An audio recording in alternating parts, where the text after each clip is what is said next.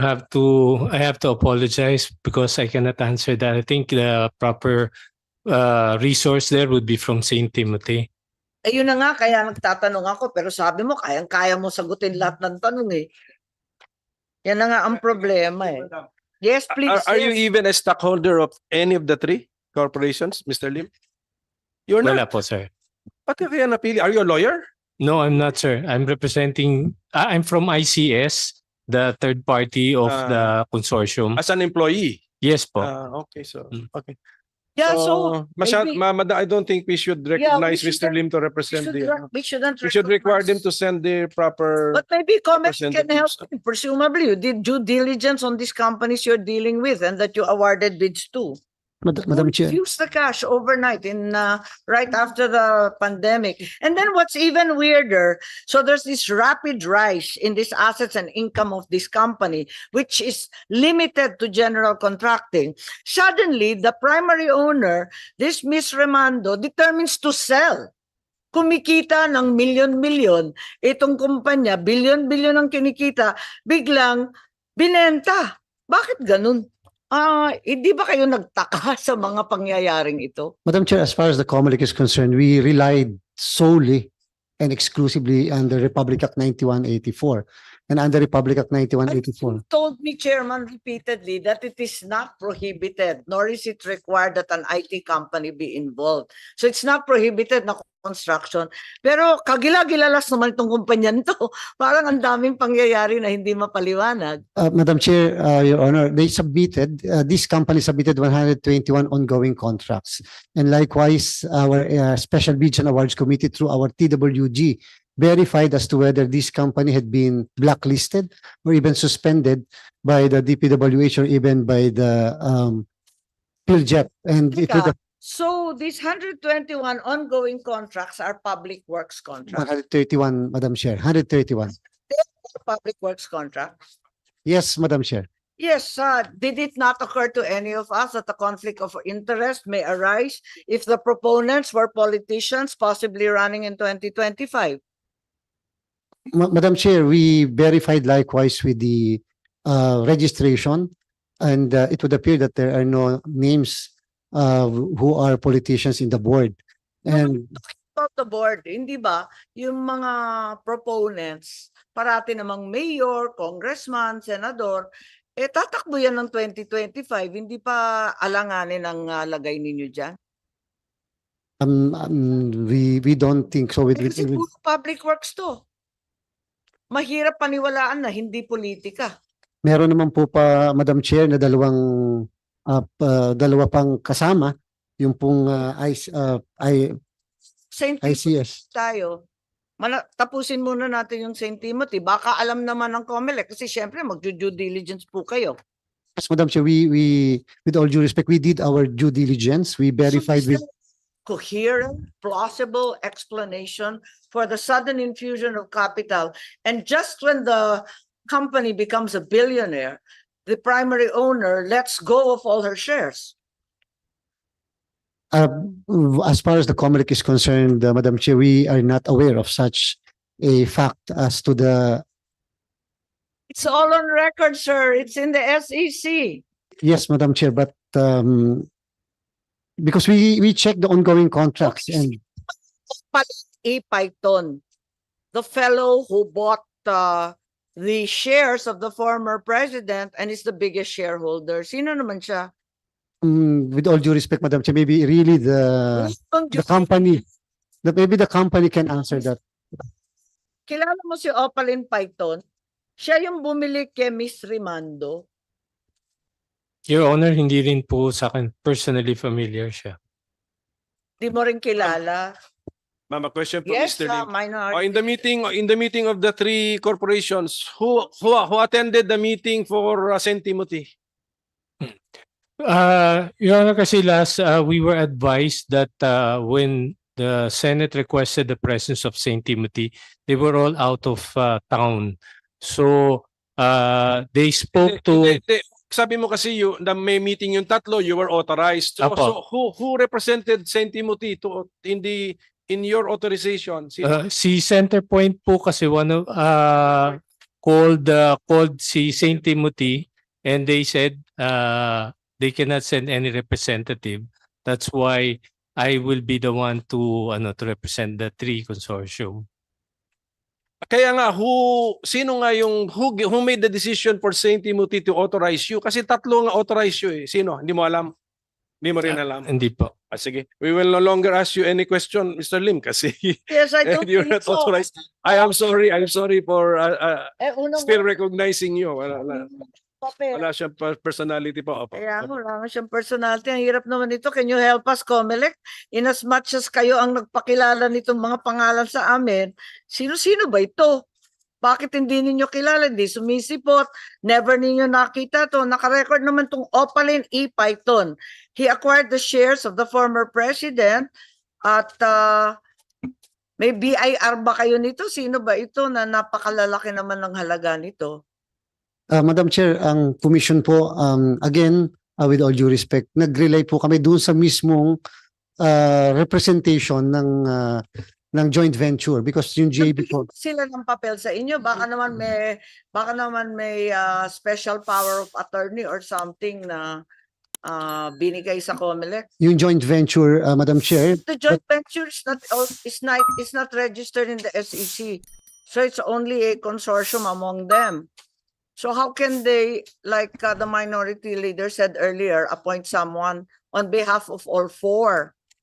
yes, Madam Chair, we check with the Securities and Exchange Commission, the three, and we found out that maganda naman po yung kanilang record with the Securities and Exchange Commission.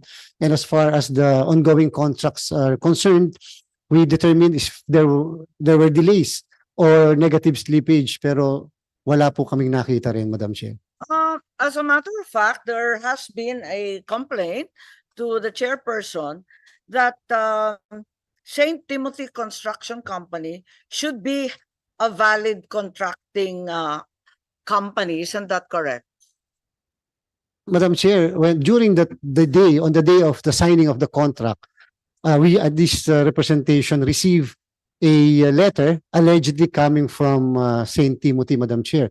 However, we will submit to the committee the same letter, supposedly with the corporate secretary certificate, did not even contain the ID or the for purposes of the verification. Tanggap, pambira ng Comelec, 19 billion na kontrata. Madam Chair, Kung sino-sino bibigyan. during the signing of the contract, the representative of St. Timothy was there, the lawyer, the former secretary Kaintik of the ICT, the former Yes, of course. Manny Kaintik was there. He was the lawyer of St. Timothy. And I personally asked, okay, we will proceed with the signing, no question, no objection.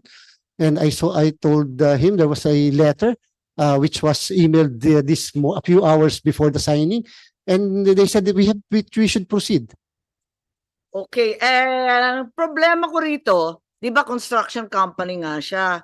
Ngayon, may nagsabi sa amin, di ba yung contracting company, meron niyang lisensya. Ngayon, nung chinek namin sa PICAB, online, regular license online, ang laki-laki doon, expired ang kontrata at lisensya nitong contracting company. Was it renewed? Does anybody know why are we awarding to an expired contracting company? No more asking Mr. Lim. Yeah, that's correct. Yes, maybe Comelec knows. You're contracting with a non-existent construction company. Paano ba to? Madam Chair, personally, I asked the executive director of PICAB. Yes. Somebody called and said, contracting company ba talaga yan? Kasi asan yung permit? E di napatingin kami, andun sa online. Pag tinignan mo, St. Timothy, may ganon, expired.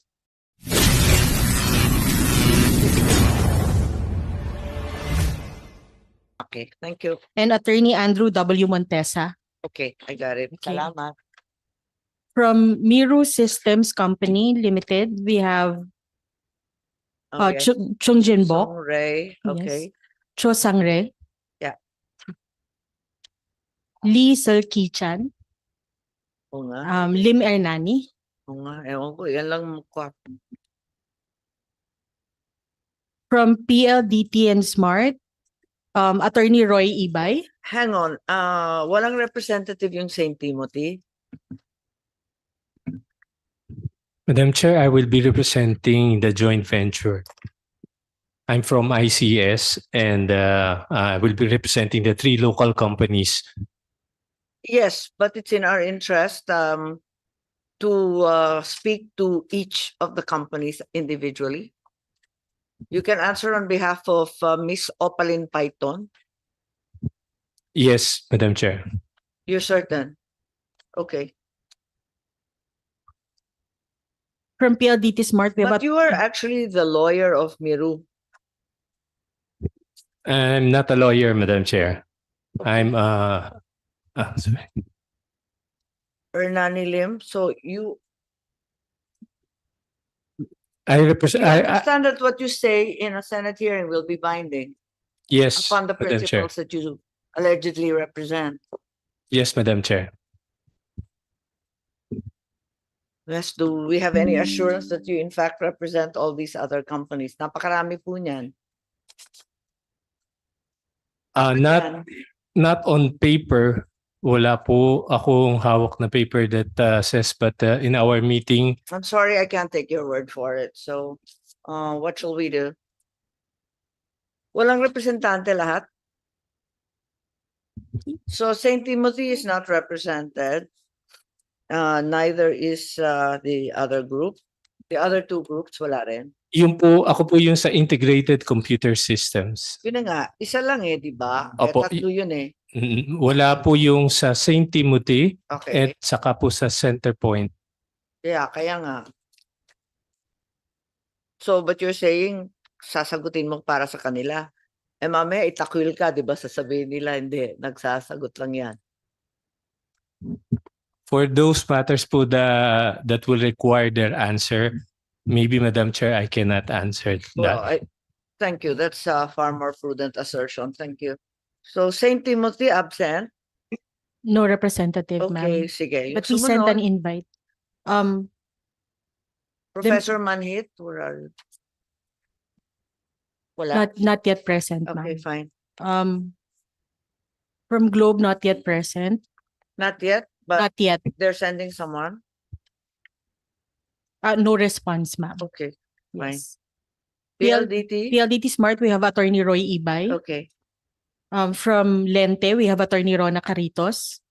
where's Rona? There we go. Okay. No response from Liga ng mga Barangay when we sent the invite. From NAMFREL, we have Mr. Angel S. Averia Jr. virtually attending.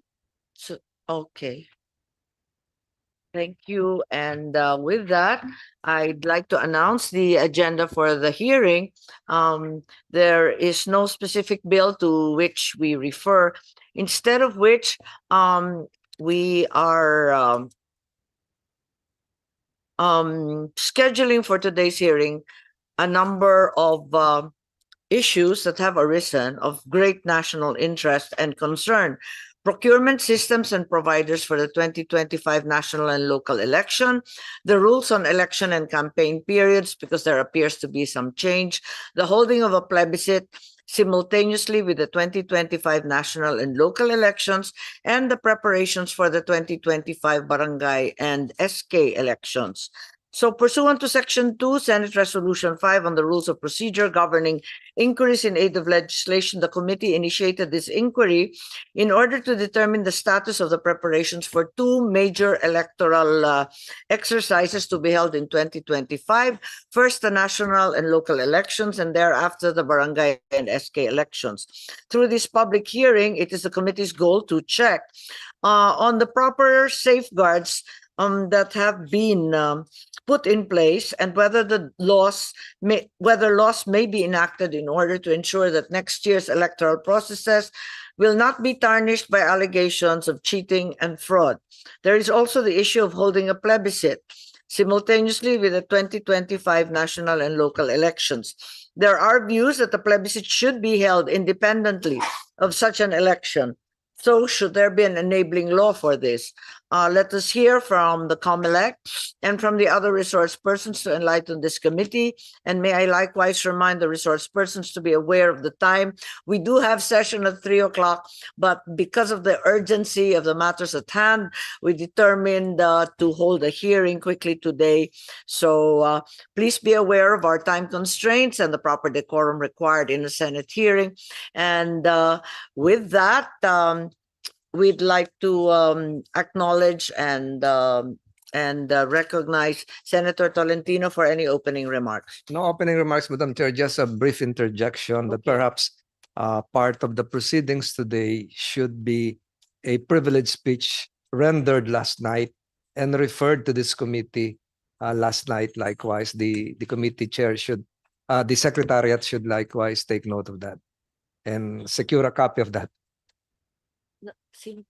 I think that was Senator Ontiveros at around That's correct. 7:45 p.m. That's correct. That's correct. Yes, I think that was not entered that's correct.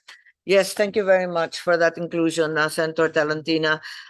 Senator Ontiveros did in fact send out a privileged speech referred yesterday, and we should have rightly included it in the agenda. Nevertheless, it touches upon on the self-same matters already indicated. So before we begin, can the Legislative Committee Secretary administer the oath to all resource persons here present? Thank you very much. I'm a little bit concerned. Perhaps we defer the matters on the budget. Will there be a DBM person coming? They sent their regrets, ma'am. They won't sent the be able regrets. to attend. Although we have the GPPB in case of any question regarding bids and awards, right? Yes, Madam Chair. Okay. So let me start with the 2025 NLE budget. Under the 2024 GAA, the total budget for the preparatory activities of the upcoming 2025 national and local elections is 23.903 billion. How much of this budget has already been obligated? We are now almost done with the first quarter. Yes, I invite the chairman of Comelec to inform us, please. Yes. Thank you for being here. Good afternoon, Madam Chair. As far as the commission is concerned, we already obligated 15,694,703 for the That's machines. 15 million. Yeah, 15 billion, Madam Chair. 15,694,703 pesos for laptops, printers, software, and servers. 198,689,440 for ballot printing, ballot paper, and ballot verification. 1,606,685 I'm sorry, the 198 billion was for what? laptops, Madam Chair, printers, software, and servers. Yung una, yung 15 billion. 15,694,703,000. Where did that go? That's for the rental of the ACM and other Okay. with okay. peripherals and consumables. And Madam Chair, for Then ballot you had the 1 billion. 1,606,685,000. That's for ballot printing, ballot paper, and ballot verification. Right. And Madam Chair, for ballot boxes, 488,799,978. A total amount of 17,988,878,000, Madam Chair. So all of this has been obligated. Yes, Madam Chair, when we issued a notice of award to a MIRUS system, because we bundled all of these items to one, except the transmission, Madam Chair. Yes, all right. Will there be a shortfall in the 23.9 billion, given that there was an addition of the 14.2 billion under the item labeled Conduct and Supervision of Elections, Referenda, Recall, and Plebiscites. Remember that the said 12 billion was added to this item during BICAM and never occurred in any of our subcommittee or committee and plenary hearings on the budget of GAA 2024. Your Honor, Madam Chair, as far as the Comelec is concerned, it would appear that the budget that we have right now, or that is contained in the General Appropriations Act of 2024, is enough. The 12 billion which was added to the commission, rightly as correctly pointed out by the Honorable Chair, was included in the item other election preparation, plebiscite, but we intend to use that on certain items which were removed from the original proposal of the commission, such as, Madam Chair, the education information campaign, of which zero budget was given to the commission, such as likewise the improvement of our Will this not be considered misaligning, considering that you have a separate budget specifically to do with the national and local election, at ito hiwalay? yes, Madam Chair. Eh, hindi ba malversation na naman yan kapag palipat-lipat yung mga purposes ng ating pondo? Mukha po, Madam Chair, with due respect, the Comelec is authorized as a independent constitutional body to realign certain items. But however, that will still fall, Madam Chair, under the item election preparation. We will not use that in any other purpose, for any other purpose except election preparation. But you have a separate item, di ba? Hiwalay yun, yung 2.2 na original na nandun sa umpisa pa lang. Tapos nadagdagan ng 12, ano? So I'm just curious, dahil meron na siyang hiwalay for the preparations, biglang gagamitin na naman sa preparations yung isa, parang magulo yata. Madam Chair, such as for example, the hiring of election casuals. Tinanggal din po kasi doon sa original proposal ng commission when it was submitted to the executive department. And likewise, natanggalin din po kami for the overtime. And likewise, that there will be additional 1 billion for the transmission of the results. Kasi po yung nabigay lang sa aming budget for the transmission was only about 400 million. And yung aming pong automated biometric identification system, Madam Chair. No, just by way of orderly accounting and budgeting, can you actually use this 14.2 billion, or at least part thereof, for this year's procurement? To my mind, you may be required to declare them first as savings and only thereafter tap them for 2025 NLE. Madam Chair, Kasi parang palipat-lipat yan eh. Dedeklara muna na nag-save ka nung 14.2, hindi ba? Hindi pwedeng gamitin sa miski saan. Madam, Sorry. thank you very much, Madam Chair. Because it's already included in the GAA for 2024. And although it is included in that item of other election preparation, it would really appear from our interpretation, Madam Chair, that we can utilize such budget for purposes of supplementing whatever is lacking in the original budget as approved. As recommended by the Senate and the House of Representatives, Madam Chair. Perhaps COA and DBM will not be so liberal in their interpretation. If you read the line item, there is nothing about election preparations. It says instead conduct and supervision of elections. So yung ginagawa ninyo, preparation for election, which of course you need to do, but the question arises, it doesn't fall squarely under the use for said funds. Yes, Madam Chair, it would, with all due respect, again, Madam Chair, it would really fall under the conduct and supervision of the election. And that's the... Conduct and supervision appears to refer to ongoing elections. It doesn't refer to activities pre-election.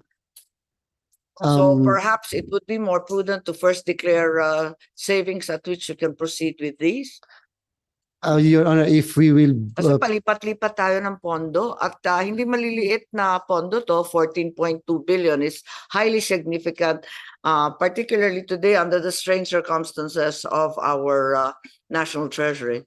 Yes, Madam Chair, we already submitted to this committee the list by which we are going to spend the 12 billion pesos, Madam Chair. And if we are, the suggestion really of declaring first the savings, a very good suggestion, Madam Chair. However, once it's subject to the requirement on savings, then, Madam Chair, we can dispose that budget in anything that we would like to spend, not unlike the presently where there are items, Madam Chair, in the approved budget of the commission, which were removed and given a zero budget, Madam Chair, such as the Yes, because of the removal of the item for hiring and the other preparations, regardless of the removal of those, we have to hew strictly to the purpose on the line item, which is conduct and supervision.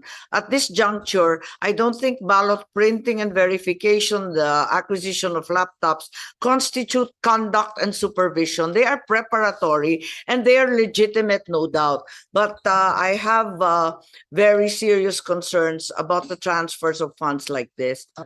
Yes, Senator Tolentino, please. Madam Chair, is the chair trying to not imply, but stating categorically that in an election period, there are three stages: the preparatory, the conduct, and the post-election period. So is the chairperson implying that the second stage is the one involved in this budgetary allocation, or is it the entire process as being expounded by the good chairman? So which is which? Yes, thank you very much, Senator Tolentino. It's exactly what I'm saying po. That the line item is very clear that it's the conduct and supervision and not preparatory pre-election activities that is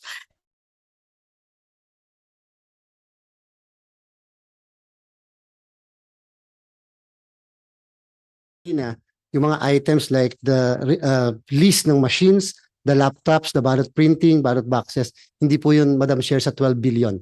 Yung po, Madam Chair, ay doon sa 23 billion as mentioned by the Honorable Chairperson. Yun na po yung nakasama na, hindi pa po yung 12 billion. Wala pa po kami nagagamit, Madam Chair, sa 12 billion pesos. all right. Okay.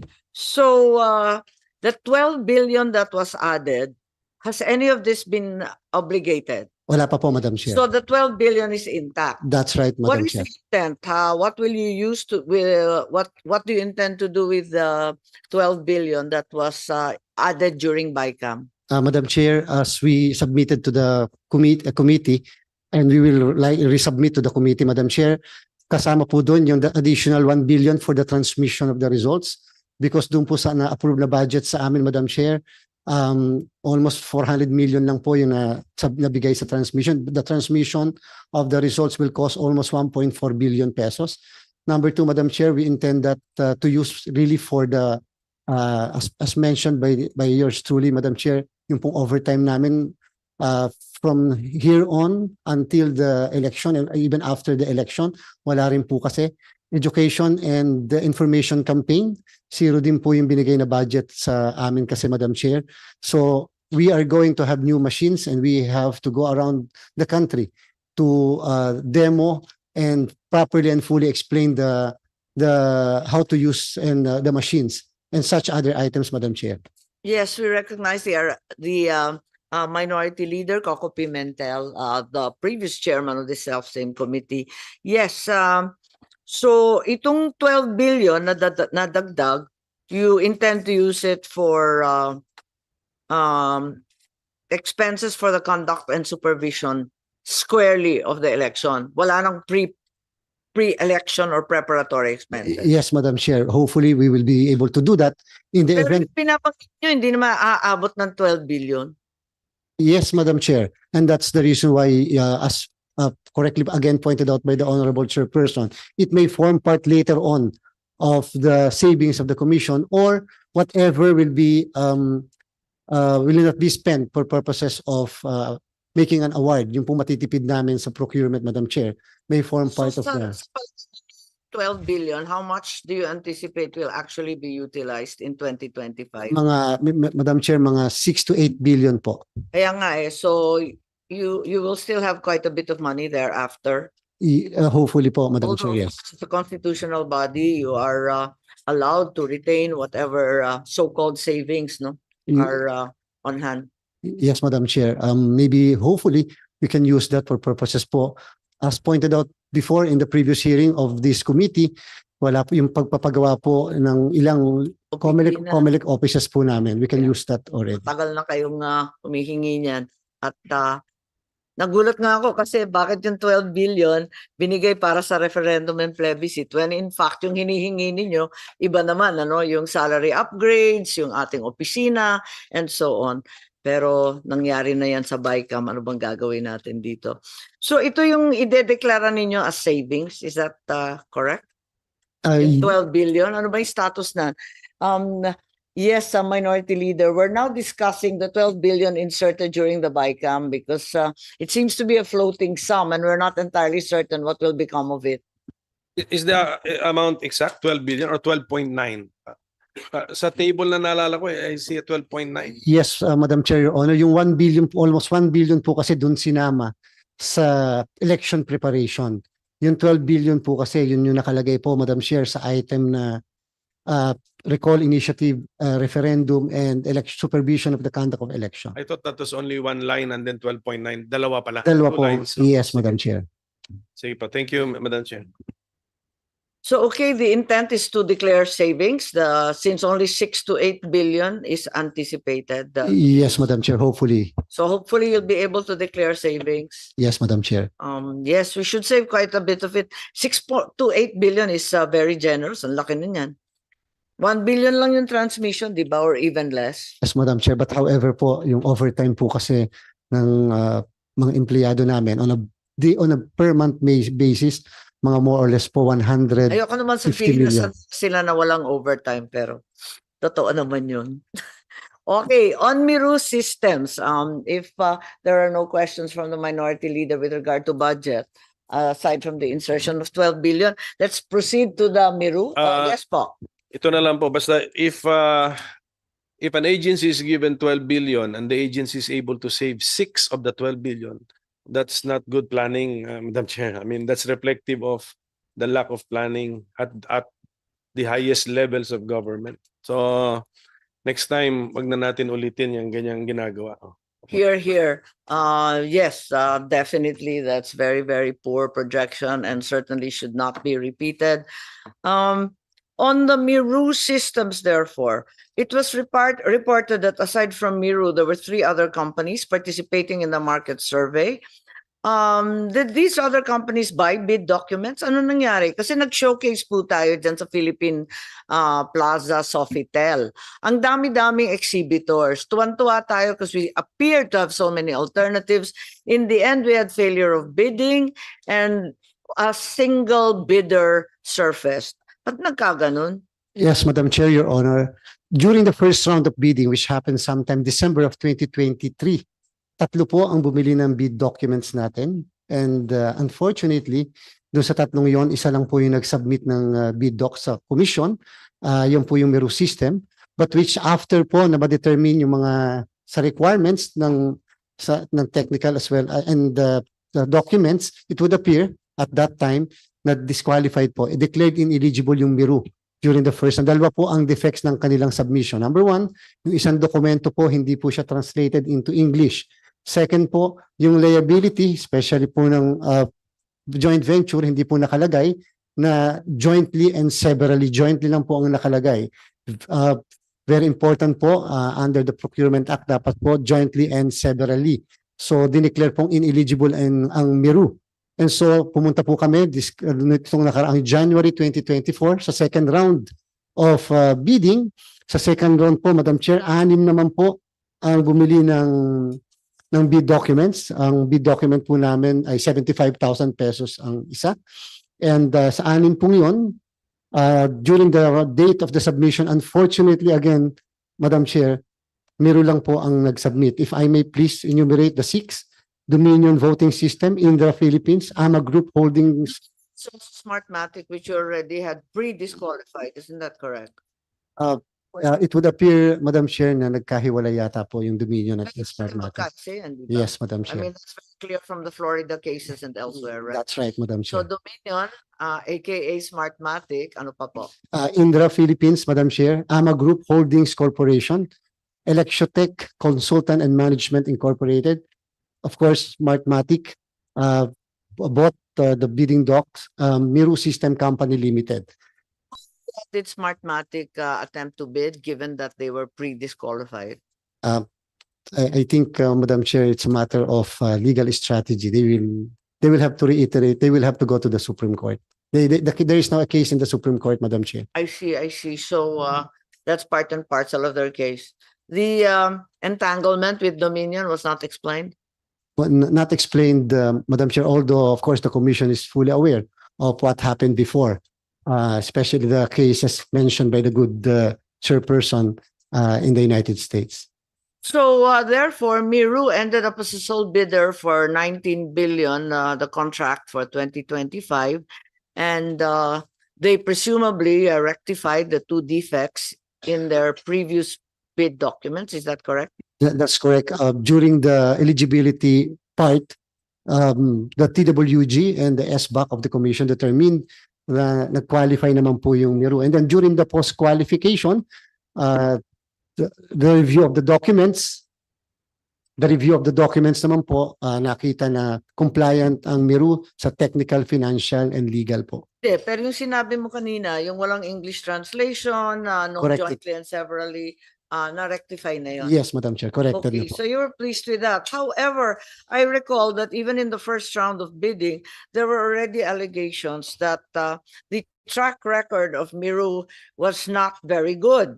In Congo, for example, in the Democratic Republic of Congo, 45.1% of all polling stations experienced problems with the technology. In another report, 75% of voting machines malfunctioned in Iraq. And that, in fact, in Iraq, votes were finally counted manually. So, can Miru systems confirm that some areas in Iraq had to resort to manual counting? Is this a reliable system if you redound to manual due to the failure of the automated? Would somebody from Miru like to answer regarding your track record, particularly in Iraq po? 먼저 이라크에 대해서 말씀드리겠습니다. First, we'll talk about the situation in Iraq. 이라크에 수동 카운팅한 것은 기계가 잘못되거나 개표 과정이 잘못된 것이 아니고 그 당시에 여당이 그 다시 카운팅하기를 했기 때문에 다시 확인하기 위해서 다시 카운팅한 겁니다. Regarding the manual count in Iraq, there was no defects or problems with the machines that was placed there, or any counting or any tallying results. Rather, the incumbent was persistent on doing the manual recount. 그 3개월에 걸쳐서 리카운팅했는데 정확도가 99.9%로 정확히 나왔기 때문에 아직도 이라크에서는 저희 기계를 계속 쓰고 있습니다. And with the 3 months that took place for the recounts, the results came out 99.9% accurate of the tally results with our machines.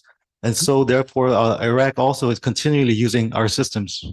그리고 그 이의제기하는 뉴스는 그 루저 컴플레인으로서 많이 나올 수 있지만은 결국 그 결과가 좋았다는 팩트가 프루프 됐다는 그거에 대해서는 뉴스를 안 하기 때문에 안 알려진 것이지 결과가 좋았기 때문에 저희는 계속 고객으로서 서비스를 하고 있습니다. And it's still the opposition, the losing parties who continue to pose these issues. But in fact, there's proof that the manual recount there was no issue with the manual recount. But all these good news, all these good results are not in the news outlets, are not broadcasted. So, but therefore, the Iraq continues to be our customer clients and continue to use our systems. Did they use your systems after 2018?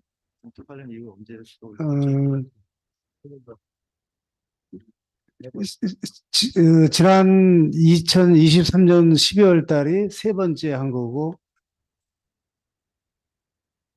18년, 21년, 18, 21, 23, three elections. 3 times after, including 2018, 2021, and 2020, recently 2023.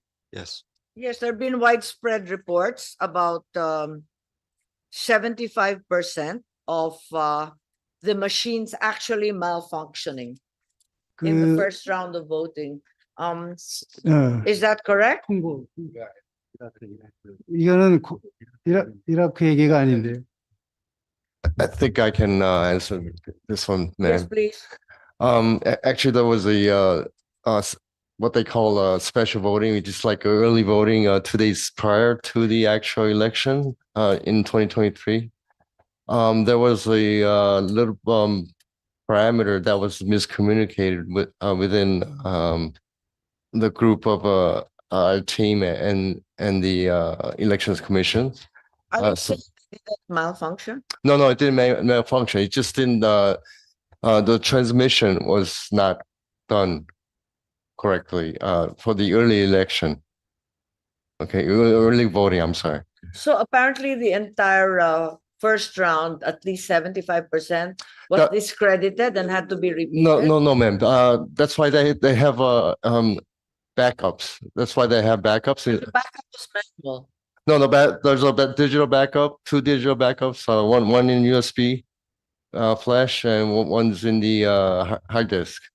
And the paper ballot is obviously the third backup. So if you're saying that there was no malfunction? No, or no, there ma'am. was- No. The transmission, what they're mentioning was the transmission failure for the early voting, but that counts to less than 1%. That's the early voting.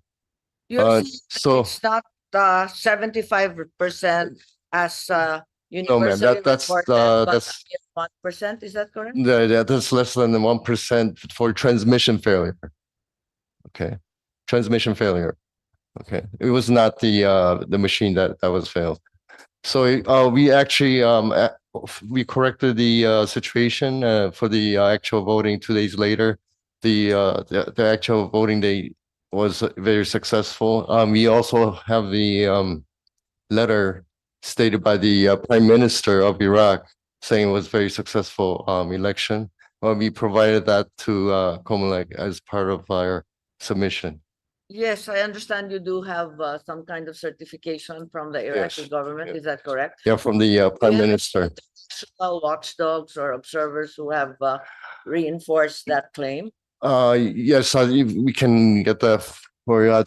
They also have UNAMI. It's a part of UN, oversees the entire. Okay, would be Okay. great. We would be grateful if you could submit copies of the same to this body, to this committee. Yes, ma'am. Yes, because to date we have none of that evidence. And further, can Miru comment on reports that 45.1% of polling stations in the Democratic Republic of Congo experienced problems in 2018, the same year? Congo. In Congo, what actually happened? They said that there was a failure in the polling stations in Congo, almost half. That's quite Yeah. a large number. Madam Chairman, 마- 만약에 45%가 기가 페일러 났으면은 그 나라에서 난리가 나지. 결과가 다 끝내고 했는데 그건 너무 과장된 소문일 뿐이다. 예. Madam Chair, the 45.1%, that is a very over exaggerated percentage. 그 정도면 So you are saying it's not 45%, but in fact, there were polling stations where there were problems. If it's not 45, how much? 아, How much failure was there actually? 저희 기계는 그 이라크나 콩고 쪽 경험상 Congo, please, not 예, Iraq. 오케이. 예. 정확한 숫자는 우리는 기계를 딜리버리 때문에 알 수 없지만은 되게 기계에 장애나는 것은 뭐 수천 대에 불과하고 요번에 딜레이 된 것은 그 로지스틱 문제 때문에 그 장비가 늦게 도착해서 그렇게 카운트가 된 거지. 그 늦게 다음날 딜레이 됐더라도 기계는 잘 작동해서 잘 끝났다라고 알고 있다고.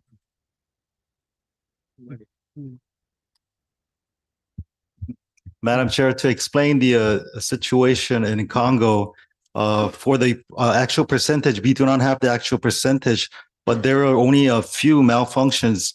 And also the 45% to 45.1% is really due to the delay in the logistics. Logistics is out of our scope of our company. We only deliver to only key cities and then the election commission are the ones who are in the scope of doing the logistics. Yes, the And so concern this- is that there was an international outcry following the Congo elections in 2018. France and Belgium questioned the results, for example, publicly and international fora. Also, the Catholic Church vehemently questioned the results and said that they were falsified to a grave degree. 그 콩고의 경우는 2015년도에 프랑스 업체가 시범 사업을 했는데 이제 저희가 2017년도에 메인 컨트랙터로 하려고 했기 때문에 유럽의 많은 데서 굉장히 그 한국 업체가 그 독재자 카빌라랑 연합해서 부정선거를 할 거라고 우리가 진입하는 데도 굉장히 저항이 많았다. So, Madam Chair, in 2015, France did in fact did a pilot election project, and that's when we also went in to bid for the Congo project. But we came out on top in 2017 with the main contract. But France and all these European countries that you've mentioned, they were in fact in one bid, one team with the back then dictator Kabila of DRC. And they were trying to smear campaign against us and try to sabotage us, so we would not get, in fact, the contract in DRC. 그래서 You're saying that France and Belgium were involved with the losing bidders and were hence disgruntled and bent on vilifying Miru? Is that the situation you're describing?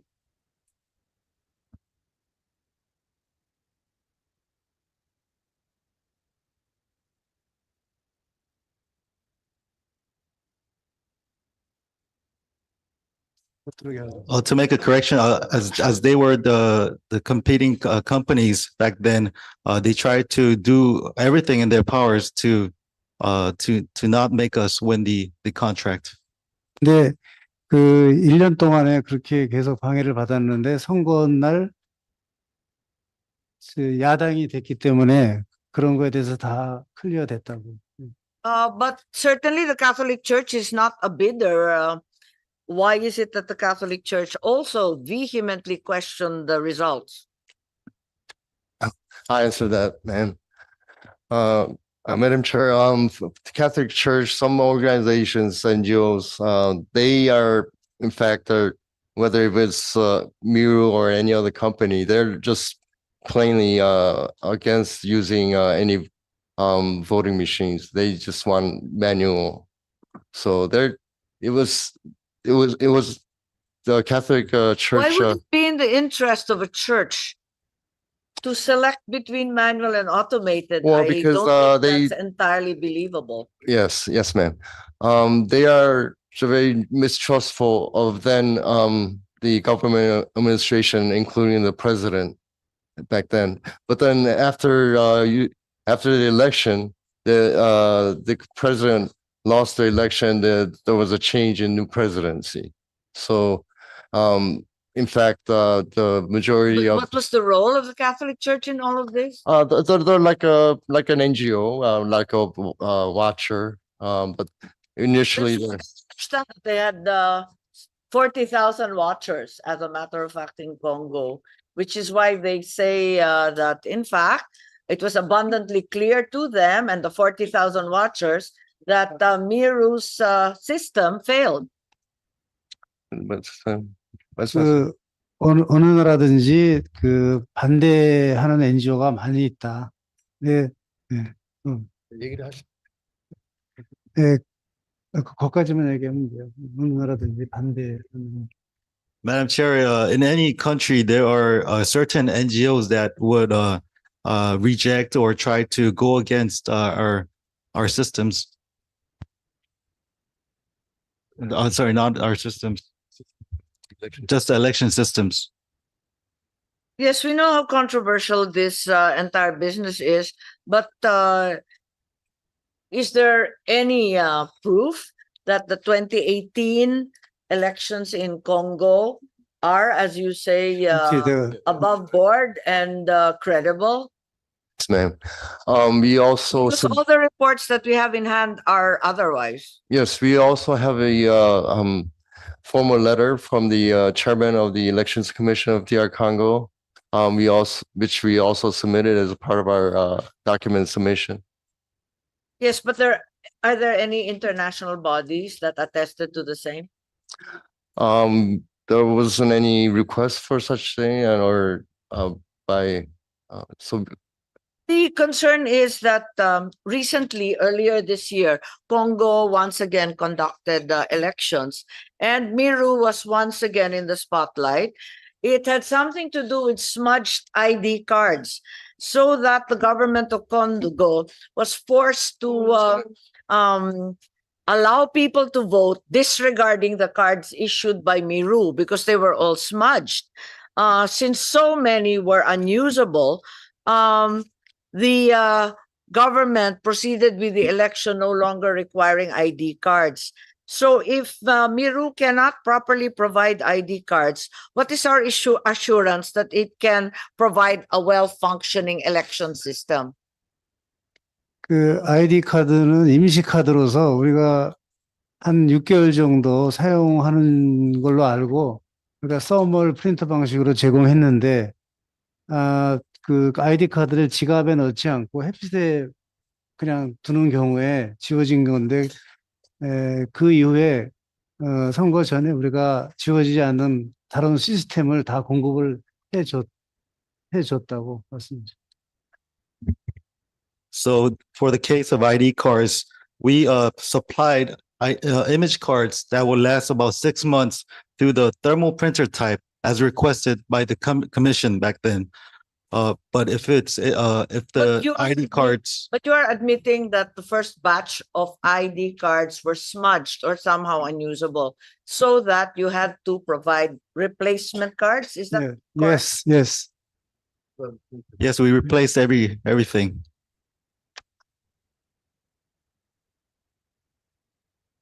If the simple matter of issuing ID cards is not done by Miru, what's our assurance that a well-functioning election system can actually be provided by Miru either? 아이디 카드 경우에는 우리가 그 종이 업체에 카드 그 원 종이를 발주내는데 코팅할 때 아마 문제가 있었던 것 같다. So with the issuance of the ID cards, we understand that I think there was some problems with the coding of the ID cards for the paper company. 그게 당장 문제가 됐으면 우리가 대처를 했을 텐데 한 4, 5개월 지나면서 흐려지기 시작해서 우리도 늦게 알았다. If we had catched on very quickly, it would have not been an issue. But after 4 to 5 months in, that's when we realized. So Yes, but surely the printing of the ID cards was part and parcel of your contract in any case and your responsibility thereafter. 그 카드 프린터 재료는 미르 프로덕이 아니기 때문에 우리가 그 관리 차원에서 그런 것 같은데 지금 필리핀의 경우는 전부 우리가 기술을 가지고 있는 그런 에어리아만 지금 하고 있다. So with the card printer, it was not in fact produced by Miru, our company, but we will be now maintaining and supervising in all aspects of the Philippine election systems, and we are highly technically experts on this aspects of the AES. 그리고 현재 if I may add, Madam, Miru has been in elections business for over 15 years, including Korea, with a lot more sophisticated machines. Supplier in Korea, yes. South Korea. Yes, ma'am. It also conducts the elections, right? In Yes, South ma'am. Korea. Yeah.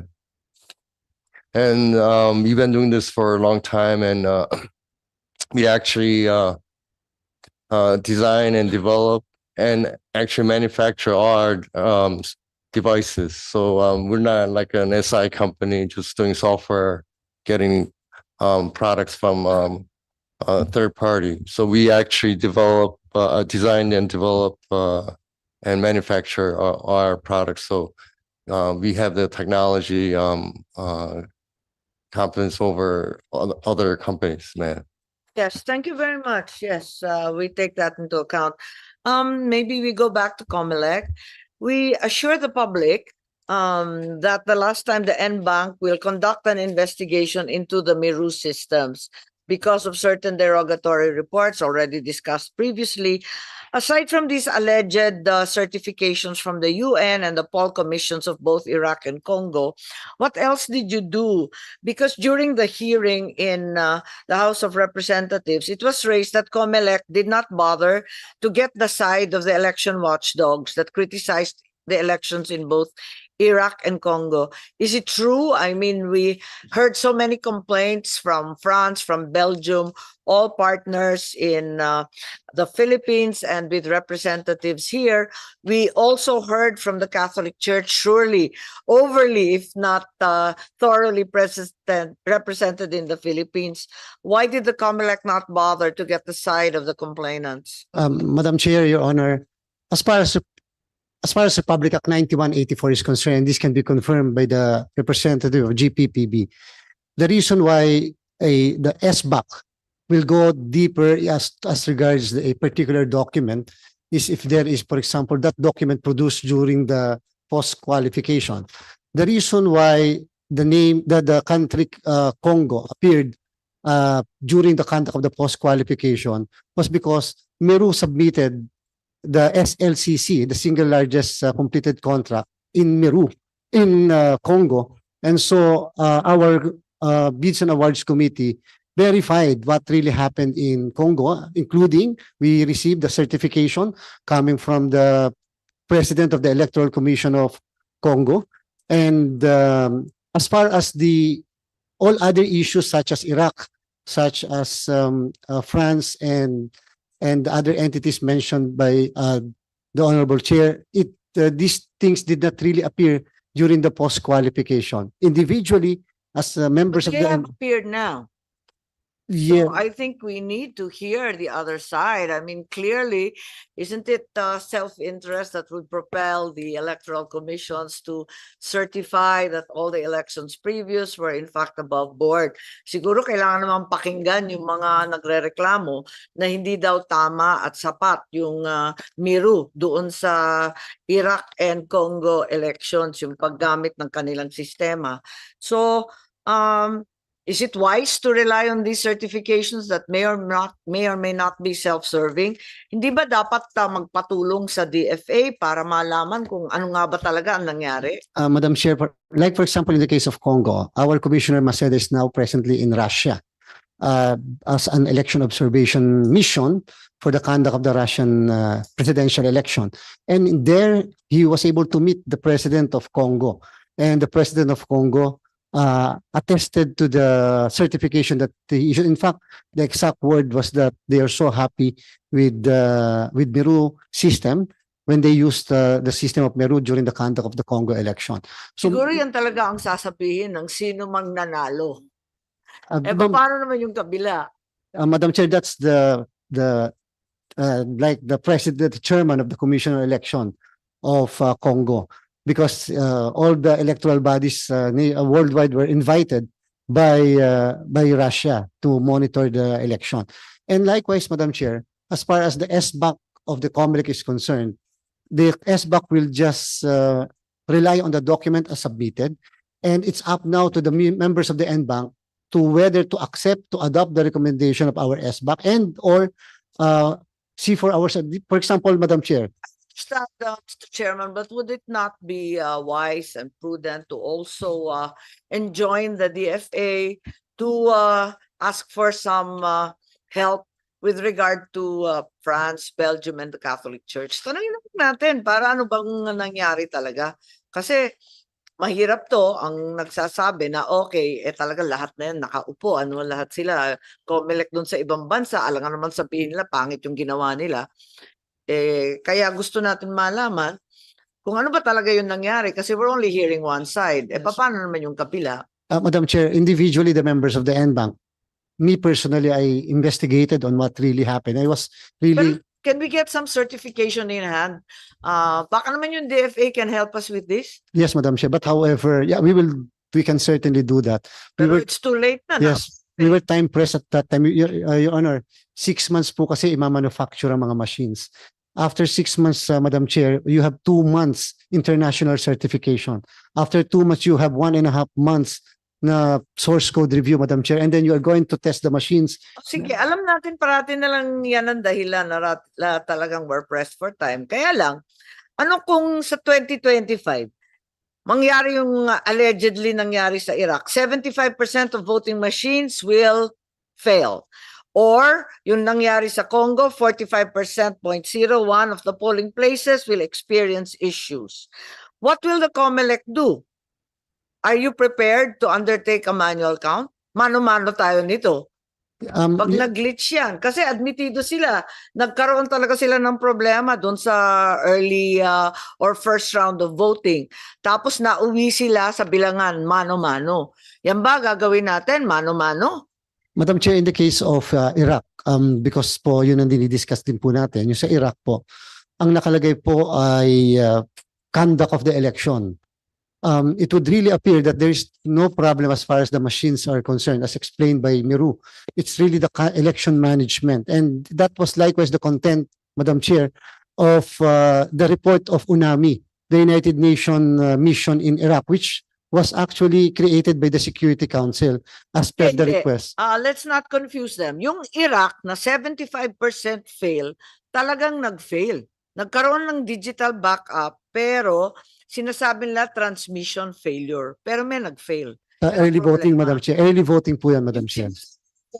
Logistics failure. Sa Congo yun, yung 45.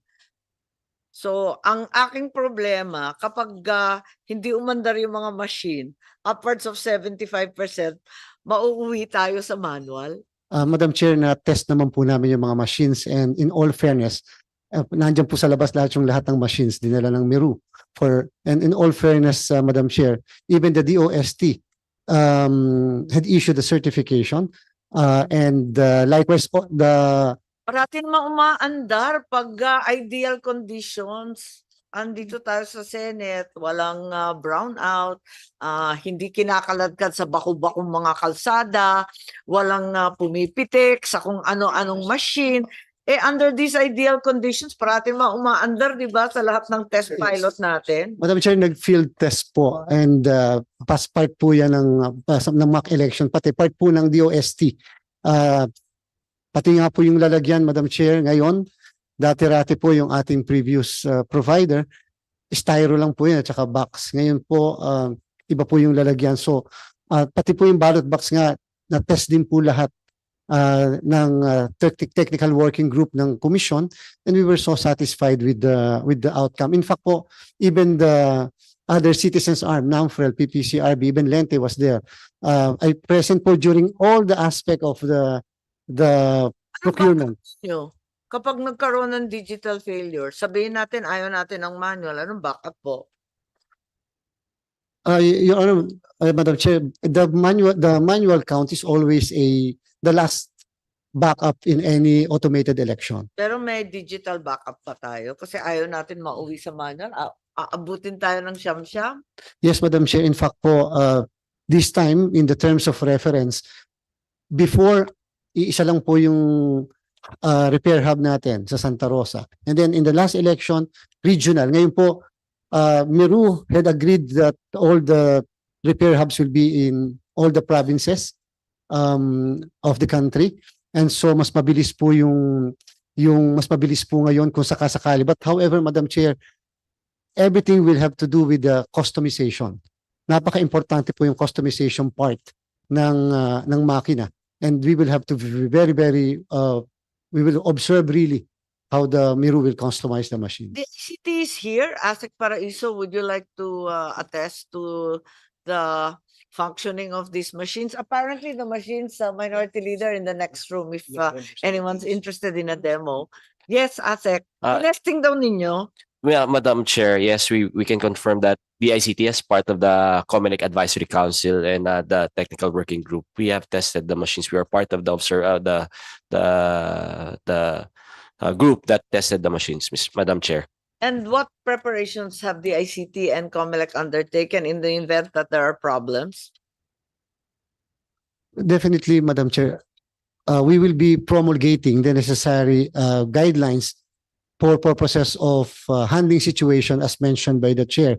Like for example, for failure to transmit or the machine will fail, we will be promulgating that guidelines. We always issue po yung ganung guidelines po just in case.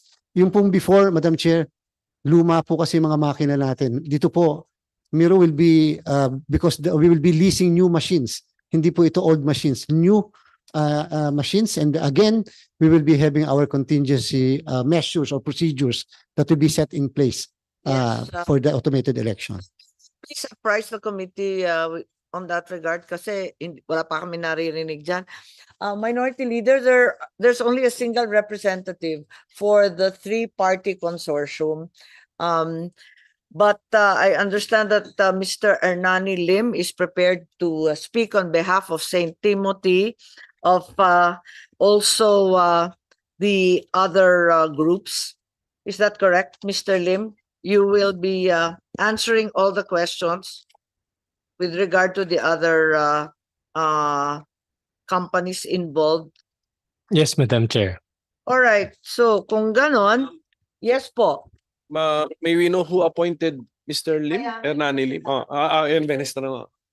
How was who appointed you? How was it done? Sino? Your Honor, during our meeting internally, they appointed me as the representative for this particular session. But if you are going to ask me on paper whether we have a certification from all the members of the JV, wala po. I'm sorry. JV, the joint venture does not have its own anong tawag niya? Registration with the SEC, formal registration with the SEC. Wala. You just exist because of the contract, a joint venture contract. You're correct po, Your Honor. Okay, so with that kind of an entity, how does that kind of an entity authorize somebody? In what form? Siguro, logic tells us, tatlong board resolution siguro. Yata, yun na lang yung pinakamalapit nating ano. So you do not have that, Mr. Lim? I'm sorry, Your Honor, I don't have that. Did you represent the joint venture before Comelec? Never. Not yet po. So hindi pa natin natitest yung authority ni Mr. Limam. Even sa Comelec, hindi pala siya nag-appear. So you just came here to tell us na walang the president of any of the three, wala rin? Of the three corporations. Wala po, Your Honor. Miro is here siguro. Miro is one of the three. Hindi No. po, therefore. The fourth. So And then the that's- three are the Filipino corporations Yes, that yes, so the partnered three, with them. Wala, ni presidente ng tatlo. Wala. What is a construction company doing involving itself in election systems? Your Honor, when we formed the group, each one has its own responsibility. In the case of St. Timothy, they will be a financial supporter because of the amount that is involved in investing for the project. Chair, our golden age of infrastructure has led us to the fact that only construction companies have the capital. Ganun na nangyayari. At because ganun din yung excuse, Mr. Chairman, Comelec sa laptop eh. Construction company ang nag-supply ng laptop sa DepEd. So mapapakamot ka talaga ng ulo mo eh. Paano nangyayari? So and it's all about the financial muscle of the construction company. So this may have been the result of the so-called golden age of infrastructure, Madam Chair. Golden for some, sir, yes.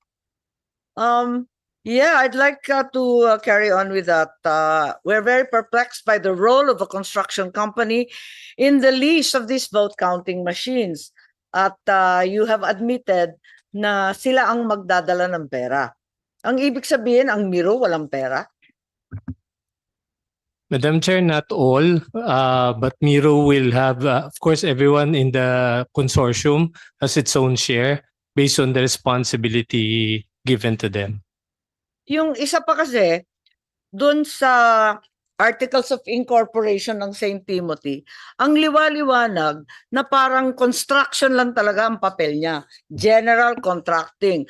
At no point is there anything in the primary purpose of the Articles of Incorporation filed with the SEC indicating that they would have anything to do with election exercises. Kaya, binago ba nila yan? Binago ba nila yung AOI nila to lease automated vote counting machines? It's not encompassed in their purpose as a construction company. Madam Chair, that is something I have to refer to them. Yes, please Unfortunately do, po. because I am very perplexed. The SEC documents only indicate that they will be limited to construction, correction, repairing, remodeling, renovation, rehab, maintenance, and otherwise to engage in other such works. Furthermore, I'd like to ask Mr. Lim, or if you're unable to answer, in 2014, yung St. Timothy, yung capital niya, nasa 11 million lang.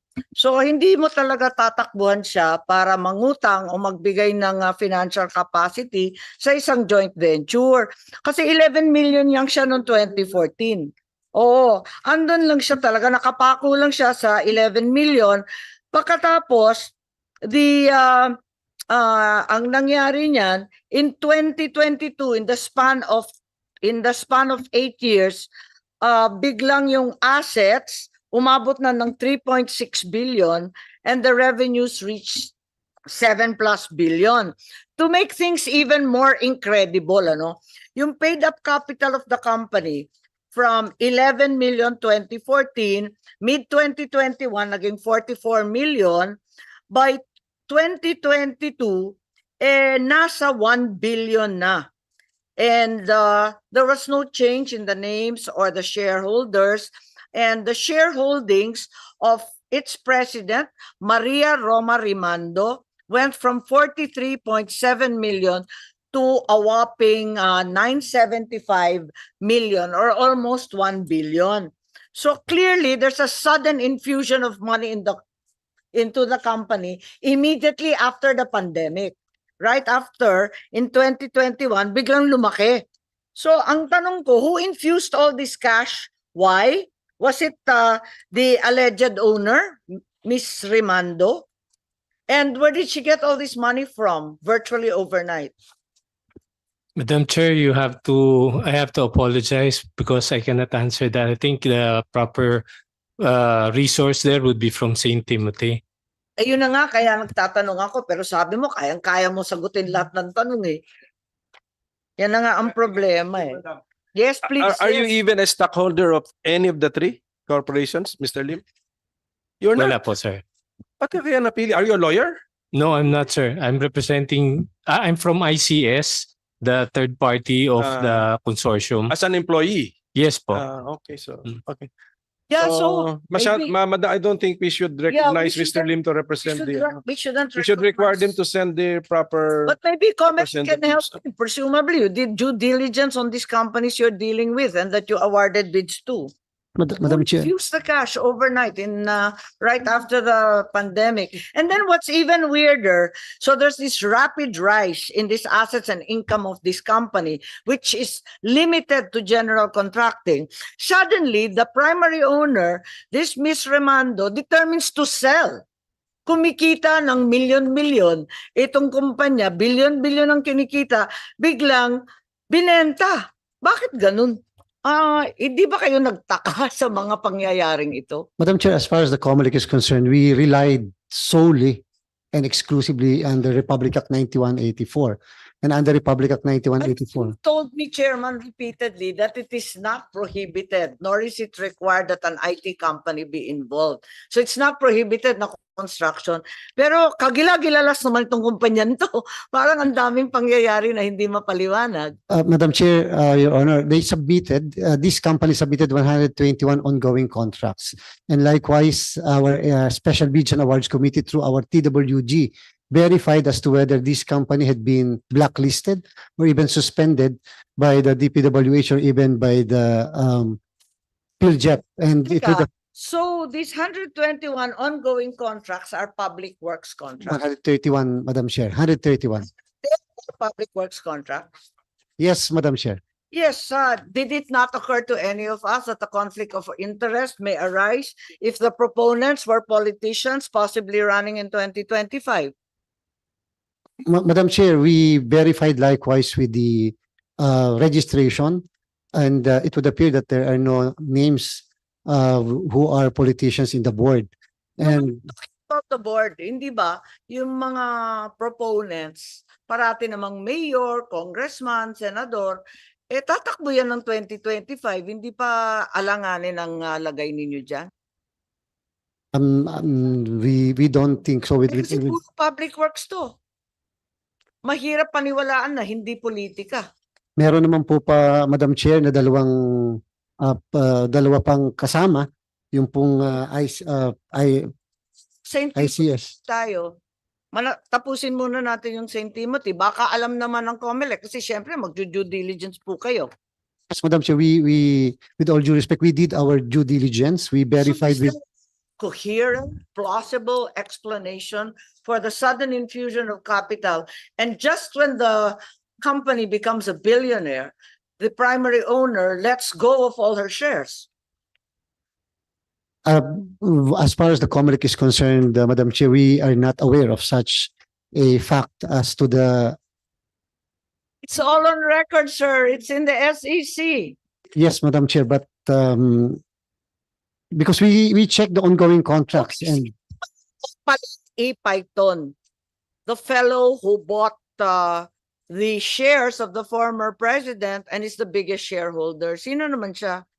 with all due respect, Madam Chair, maybe really the company, maybe the company can answer that. Kilala mo si Opaline Python? Siya yung bumili kay Miss Rimando. Your Honor, hindi rin po sa akin personally familiar siya. Di mo rin kilala? Ma'am, a question from Yes, Mr. Lim. minority. In the meeting of the three corporations, who attended the meeting for St. Timothy? Your Honor, kasi last we were advised that when the Senate requested the presence of St. Timothy, they were all out of town. So they spoke to. Sabi mo kasi na may meeting yung tatlo, you were authorized. So, Apo. who represented St. Timothy in your authorization? Si Centerpoint po kasi called si St. Timothy and they said they cannot send any representative. That's why I will be the one to represent the three consortium. Kaya nga, who made the decision for St. Timothy to authorize you? Kasi tatlo nga authorize you eh. Sino? Hindi mo alam? Hindi mo rin alam? Hindi po. Sige. We will no longer ask you any question, Mr. Lim, kasi Yes, I don't you're think not so. authorized. I am sorry for Unang still recognizing you. papel. Wala siyang personality pa. Opo. Kaya wala nga siyang personality. Ang hirap naman ito. Can you help us, Comelec? In as much as kayo ang nagpakilala nitong mga pangalan sa amin, sino-sino ba ito? Bakit hindi ninyo kilala? Hindi sumisipot. Never ninyo nakita to. Nakarecord naman itong Opaline E. Python. He acquired the shares of the former president at may BIR ba kayo nito? Sino ba ito na napakalalaki naman ng halaga nito? Madam Chair, ang commission po, again, with all due respect, nag-rely po kami doon sa mismong representation ng joint venture because yung JB po. Sila ng papel sa inyo, baka naman may special power of attorney or something na binigay sa Comelec. Yung joint venture, Madam Chair. The joint venture is not registered in the SEC. So it's only a consortium among them. So how can they, like the minority leader said earlier, appoint someone on behalf of all four? Yes, Madam Chair, we check with the Securities and Exchange Commission, the three, and we found out that maganda naman po yung kanilang record with the Securities and Exchange Commission. And as far as the ongoing contracts are concerned, we determined if there were delays or negative slippage, pero wala po kaming nakita rin, Madam Chair. As a matter of fact, there has been a complaint to the chairperson that St. Timothy Construction Company should be a valid contracting company. Isn't that correct? Madam Chair, when during the day, on the day of the signing of the contract, we at this representation received a letter allegedly coming from St. Timothy, Madam Chair. However, we will submit to the committee the same letter, supposedly with the corporate secretary certificate, did not even contain the ID or the for purposes of the verification. Tanggap, pambira ng Comelec, 19 billion na kontrata. Madam Chair, Kung sino-sino bibigyan. during the signing of the contract, the representative of St. Timothy was there, the lawyer, the former secretary Kaintik of the ICT, the former Yes, of course. Manny Kaintik was there. He was the lawyer of St. Timothy. And I personally asked, okay, we will proceed with the signing, no question, no objection. And I told him there was a letter which was emailed a few hours before the signing, and they said that we should proceed. Okay, problema ko rito, di ba construction company nga siya. Ngayon, may nagsabi sa amin, di ba yung contracting company, meron niyang lisensya. Ngayon, nung chinek namin sa pickup online, regular license online, ang laki-laki doon, expired ang kontrata at lisensya nitong contracting company. Was it renewed? Does anybody know why are we awarding to an expired contracting company? No more asking Mr. Lim. Yeah, that's correct. Yes, maybe Comelec knows. You're contracting with a non-existent construction company. Paano ba to? Madam Chair, personally, I asked the executive director of Pickup. Yes. Somebody called and said, contracting company ba talaga yan? Kasi asan yung permit? E di napatingin kami, andun sa online. Pag tinignan mo, St. Timothy, may ganon, expired. Yes, Madam Chair, but based on the verification of yours truly, before I signed even the contract, the executive director confirmed that they did not blacklist the St. Timothy. It has ongoing contracts with the government, and so we personally, I do not But it really doesn't know. even have a valid pickup license to operate as a contracting company. Pasensya na po, Madam Chair, pero iba po yung report mismo sa atin po nung executive director ng Pickup, Madam Chair. Okay, so perhaps Chairman George Garcia, as well as Commissioner Bulay, and those in charge of finance, the Bids and Awards Committee, perhaps we can get your assistance on St. Timothy, its papers, its owners, its financial history, and apparently its contracting history as well. Sana sumipot naman sila kasi nahirapan tayong lahat.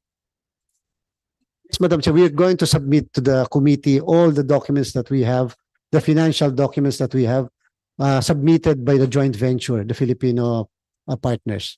Kilala ninyo to si Miss Rimando? Na-meet ninyo? O yung bagong may-ari, yung Opaline Python, na-meet po ninyo? Hindi po, Madam Chair. Nakipag-deal sa St. Timothy si Manica Intiklang? The council, and meron po silang inauthorize with special power of attorney, Miss Valerie Manahan, Miss Valerie Manahan, Madam Chair, with special power of attorney. Yes, Madam Chair.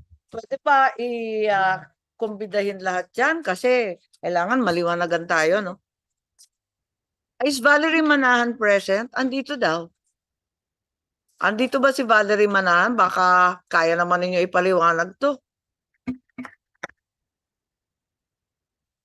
She manifested her presence earlier on behalf of St. Timothy. Kanina, nung nagro-roll call tayo at nag-a-acknowledge ng resource, wala na po.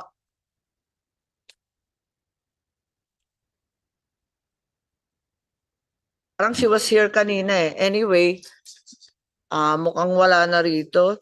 Okay, so I wanted to go back to something that the minority leader mentioned earlier. Bakit kinailangan ng Napakaraming partner. Sabi ninyo, Miru not only designs and manages software electoral systems, it even manufactures hardware, it even creates new innovations, etc. No, it's a very well-placed, high-tech Korean company. Bakit kinailangan pa nito yung integrated computer systems at saka center point solution technology? Why did they need two more companies? Anybody in Miru would like to answer?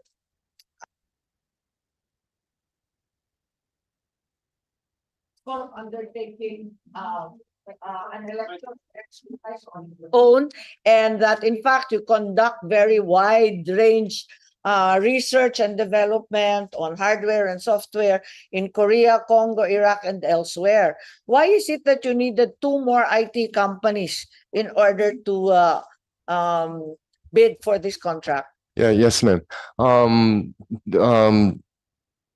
For two reasons, ma'am. One is that for the training, and the other is for the rollout and the implementation of the devices, because we normally don't in Iraq or other countries, we don't do the logistics only to deliver the devices to the appointed warehouse of the elections commissions of those countries. But here we are assigned to be responsible for the training, all the trainings and the logistics as well. So we need those IT companies, ma'am. So your which one is your training arm? Is it Centerpoint or integrated? ICS is our training, right? And the rollout as well, right? And the center point. And Centerpoint is the Okay. logistics?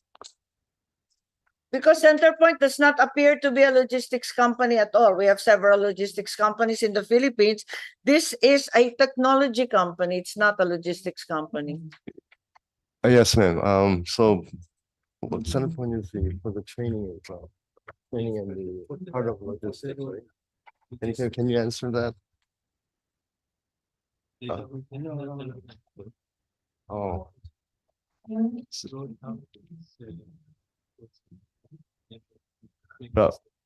Training and rollout.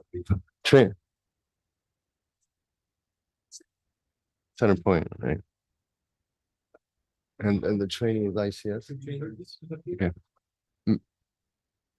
Madam Chair, the center point is for the rollout. ICS is for the training. So we need those two companies to support us.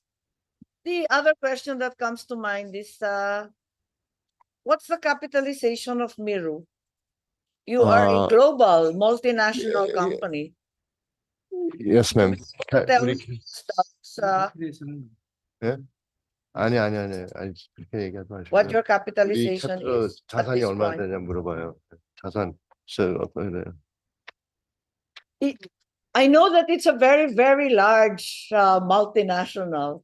Perhaps you can Wow. inform us? 100 million? About approximately 100. I tried very hard to look in the Korean websites, but I don't read Korean and the translate didn't work. So you'll have to help us. Our apologies, madam. Approximately 100 million US dollars.